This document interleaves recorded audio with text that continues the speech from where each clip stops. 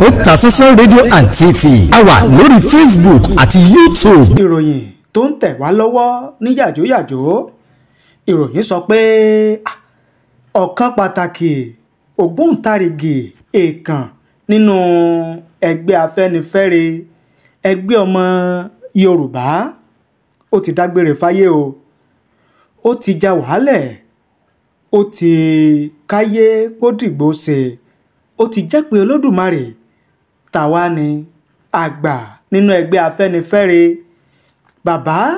Ayọ̀ Adébánjọ bàbá ti dágbére fáyé bàbá ti mí èémí ìgbẹ̀yìn ní ọjọ́ 14 oṣù kejì ọdún tá a wà yìí ni o gẹ́gẹ́ bí ìròyìn tó tẹ̀ wá lọ́wọ́ tí àwọn ọmọ olóògbé ìyẹn àwọn ọmọ bàbá Ayọ̀ Adébánjọ tí wọ́n fi ṣọwọ́ fáwọn oníròyìn wọ́n ní ilé bàbá tí ń bẹ ní Lẹ́kì nílùú Èkó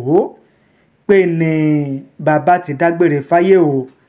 ní bàbá ti já wàhálẹ̀ tí wọ́n ti lọ bá ẹlẹ́dàá wọn.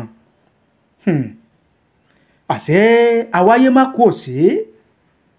àṣé gbogbo ẹ̀dá tó bá ti wáyé ló máa tọ́kú wò àṣé ikú ọ̀yọ́ ẹ̀dá kankan lẹ̀ torí pé bàbá Adébánjọ bá ń sọ nínú àwọn ọmọ Yorùbá tí wọ́n gbónu tí wọ́n láyà tí wọ́n gbókàn tí wọ́n sì jẹ́ ògbóǹtarìgì ní bàbá Ayọ̀ Adébánjọ kọ́bẹ̀ Èdùmàrè kó bá ní dẹlẹ̀ fún bàbá kó bá ní tẹ́ wọn sí afẹ́fẹ́ rere àṣé kò sẹ́ni tí ò ní kú kò sẹ́ni tí oko bàbá rẹ̀ ò ní dìgbòrò ikú ti balẹ̀ ọ̀la jẹ́ ikú ti sọlẹ̀ ọ̀la dàhoro táwa ni bàbá Ayọ̀ Adébánjọ gan gẹ́gẹ́ bí àkọsílẹ̀ àti àtúpalẹ̀ tàn bó ṣe fi yé wa lọ́jọ́ 10 oṣù kẹrin ọdún 1928 ni wọ́n bí bàbá Ayọ̀ Adébánjọ bàbá Ayọ̀ Adébánjọ ni wọ́n ti ń lògbà láti gba ayé àwọn òyìnbó amúnisìn lórílẹ̀‐èdè Nàìjíríà nígbà náà tó sì jẹ́ pé ọdún 1943 ni bàbá bẹ̀rẹ̀ ìrìn àjò òṣèlú gẹ́gẹ́ bí ọmọlẹ́yìn ààrẹ tẹ́lẹ̀ rí lórílẹ̀‐èdè Nàìjíríà ìyẹn Nnamdi Azikiwe kí bàbá tó darapọ̀ mọ́ ẹgbẹ́ òṣèlú Action Group lọ́dún 1951 ìyẹn lábẹ́ ìdarí olóyè Ọbáfẹ́mi Awólọ́wọ̀ lọ́dún 1962 tí wàhálà kan bẹ́ sílẹ̀ nínú ẹgbẹ́ òṣèlú Action Group nígbà náà ṣe é rántí ṣe é gbàgbé tí wọ́n fi ẹ̀sùn ìdìtẹ̀mọ́jọba tí wọ́n fi kan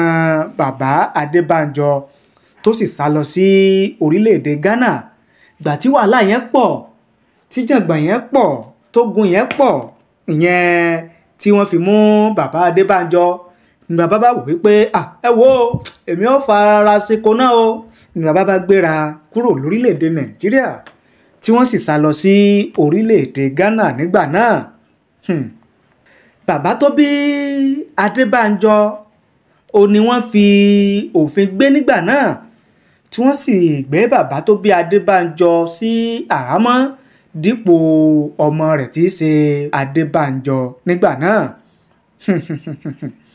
Bàbá Adébánjọ wọ́n kó ipa tó lágbára nínú ẹgbẹ́ kan tá a pè ní NADECO lẹ́yìn tí ìjọba ológun dá ètò ìdìbò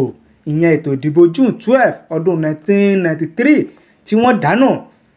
tí àwọn ọmọ Yorùbá àtàtà àwọn ọmọ Yorùbá tí wọ́n fẹ́ lọ síwájú tí wọ́n dá lè pè wọ́n ní olóṣèlú náà ni wọ́n o tí wọ́n fi sọ wípé ànígbà ntí ìjọba àgbà náà ṣe tí wọ́n fi dá ìbò June 12 nù ìyẹn lọ́dún 1993 ìpamọ́ ní gbàgbé ó ní bàbá Ayọ̀ Adébánjọ kó nínú ẹgbẹ́ NADECO nígbà náà. Bàbá dúró wọ́n dúró tako ìṣèjọba ológun tìgbà náà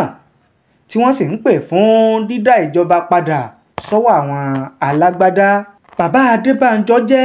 ẹni tó máa ń pè fún àtúntò orílẹ̀-èdè Nàìjíríà ní gbogbo ìgbà. Bẹ́ẹ̀ ni pé kásá padà sí bá a ṣe ń ṣèjọba tẹ́lẹ̀ o, ìyẹn ìjọba ẹlẹ́kùnjẹkùn. Ọlágbára o, àṣé àwáyé má kú òsì ọ̀run má kánjú, gbogbo wa là ń bọ̀. Bàbá Ayọ̀ Adébánjọ, bàbá ti dágbére fáyé o. Ju gbogbo ẹ̀ lọ, bàbá wọn níyàwó, bàbá sì bímọ. Ọba Èdùmàrè ó fi ọmọ ta bàbá Ayọ̀ Adébánjọ lọ́rẹ. Àtọmọmọ àwọn náà ni wọ́n sì ń ṣe lédè lẹ́yìn bàbá Ayọ̀ Adébánjọ. Kọ́ba Èdùmàrè kí ó bá ní sọ gbogbo nǹkan tí bàbá fi sáyé lọ, kí ibi tán kọjú sí kó dáa, ẹ̀yìn tán fi sílẹ̀ Kọ́ba Èdùmàrè kó má jẹ́ kó bàjẹ́, kó wá jẹ́ kí ọjọ́ jìnnà síra, torí pé kò sẹ́ni tí ò ní kú, kò sí ẹni tí ò ní jẹ́ pé Olódùmarè kọ́kàn kápẹ́ láyé ìlàdúrà tá a máa gbà. Kọ́ba Èdùmàrè kó sì máa fi sọ rẹ̀ sọ wa.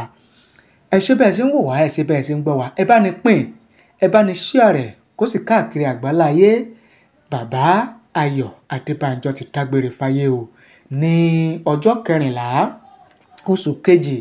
ọdún 2025 tá a wà yìí.